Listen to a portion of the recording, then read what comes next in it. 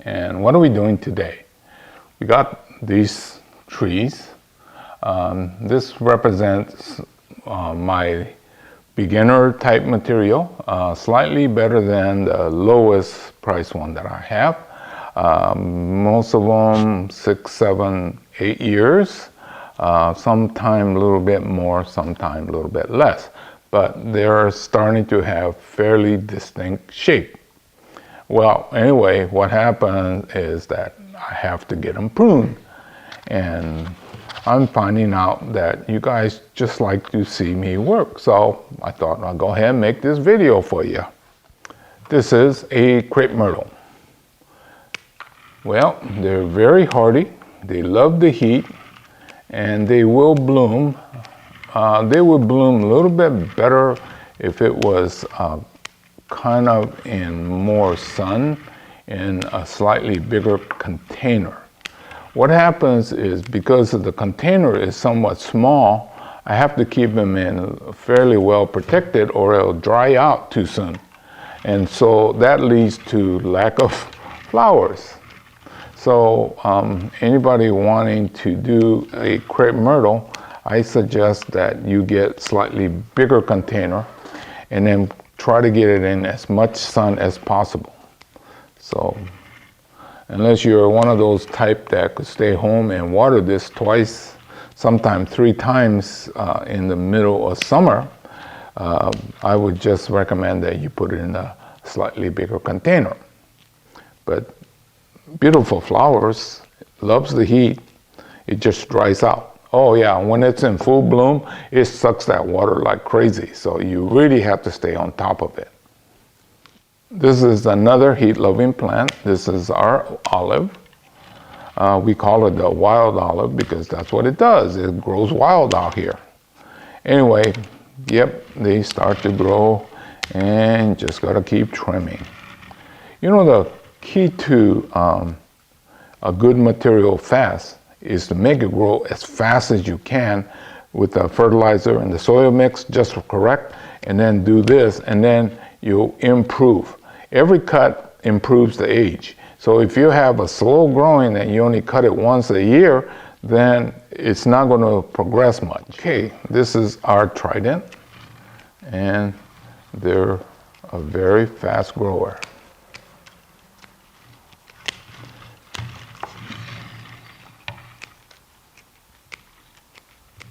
Okay, now on the trident, occasionally you should check and see what happens on the bottom.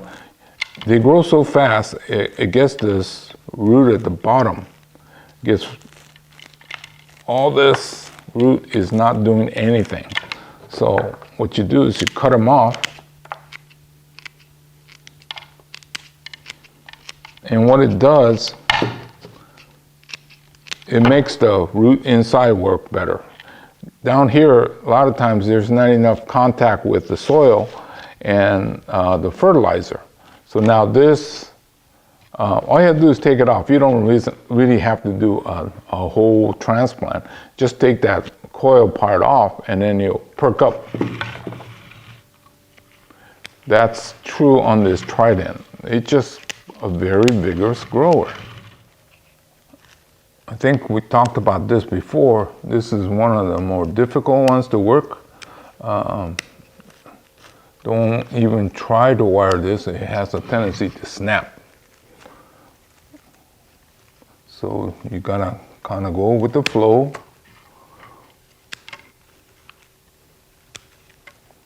And get it to work. But once you get this main line in place, it's a really easy one to maintain. And it's always got this lush green.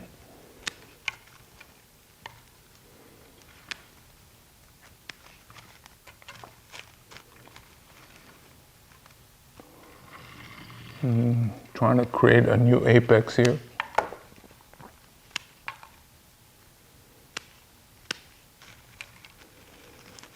Yep, this one has a tendency to snap on you if you try wiring it. How do I know? I tried it. But you don't wire. Yes, I do occasionally. Well, when I was starting out, I wired a lot more. And some of the things don't like be wired.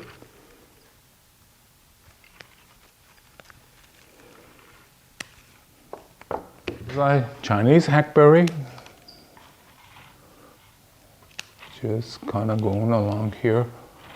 I'm looking right up here. Can you see?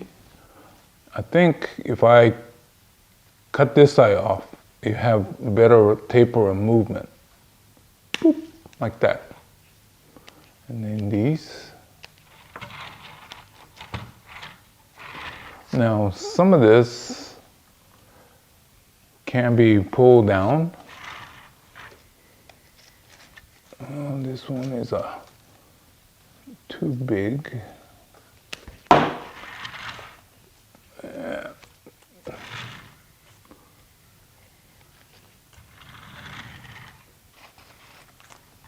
Well, we've got to leave work for the students, right?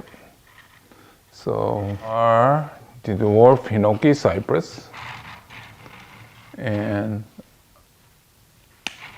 the canopy style seems to be very popular with this, so I'm going to kind of go in that direction.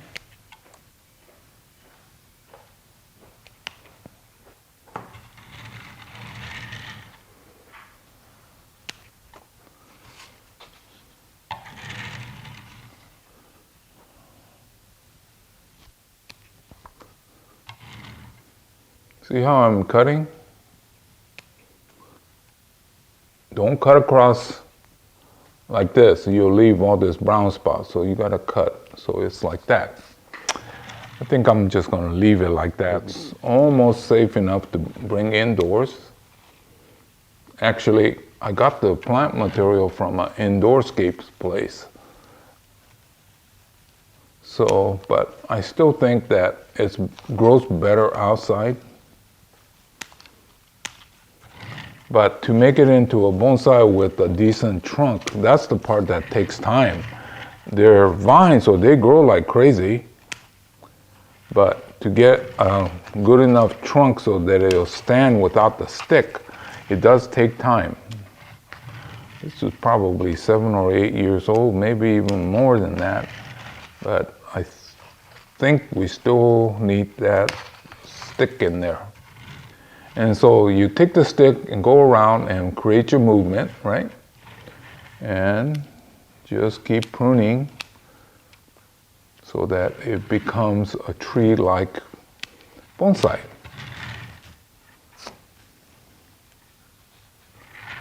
And then, oh yeah, when you try to grow a lot of these, they kind of run around and tangle up with each other. Used to drive me crazy. Well, it wouldn't drive me crazy now, but I have less plants, so I don't have as much. So, but you gotta stay on top of it.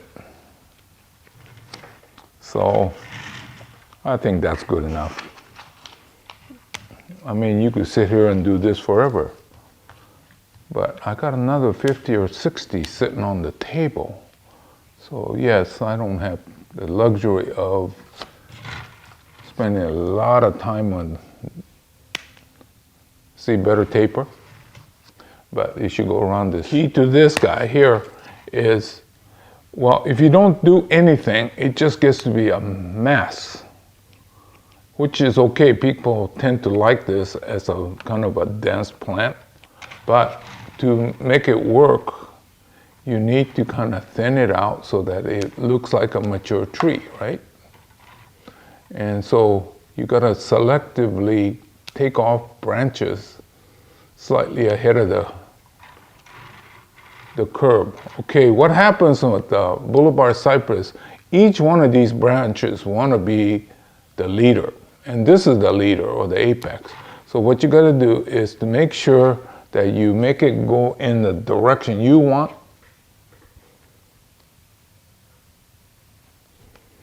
So you want to make it go into the direction you want, so you take these off. See this guy here? He wants to compete with him, so you get rid of him. Save this. Now it's going sideways, right? And that's what basically you have to do. So a lot of times when I get done, these look like unpruned. But that's okay. That's what you want, is a material that has a future. And I find that most of my students or customers don't know what they're doing yet. So I have to kind of make sure that I have good workable material, whether they really understand what they're buying yet. Especially at this stage, most of the people are novice and really are struggling to get going here. So anyway, that's what I gotta do. See, starting to open up, and then you fill in again. What we have on the left is a crepe myrtle, kind of hidden behind the euonymus is a Chinese hackberry, and there's a kind of an olive back there, hinoki cypress, ivy, boulevard cypress, and a trident maple.